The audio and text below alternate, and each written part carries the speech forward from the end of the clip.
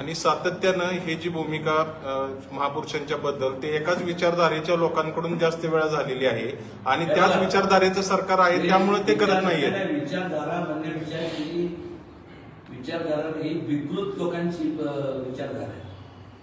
ते कुठल्या जातीतले नाही, ते कुठल्या पक्षातले नाही, फक्त विकृती.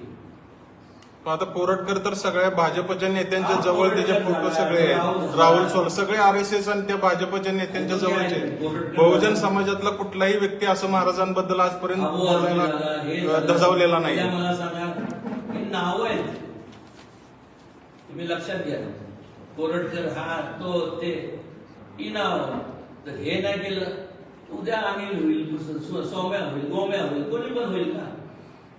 या सगळ्यांवरती गुन्हे दाखल करावेत असं वाटत नाही का महाराज? गुन्हे दाखल करावेत नाही, त्यांना गुन्हे तेच सांगतो ना. हा कायदा एकदा झाला ना परत कोणी धाडस करणार नाही का? नॉन वेलेबल ऑफेन्स सांगितलंय 10 वर्ष किमान इम्प्रिझनमेंट विथ मॅक्सिमम फाईन. जे तुम्ही अट्रॉसिटीज किंवा बाकीच्या बाबतीत तुम्ही लागू करता मग करा ना.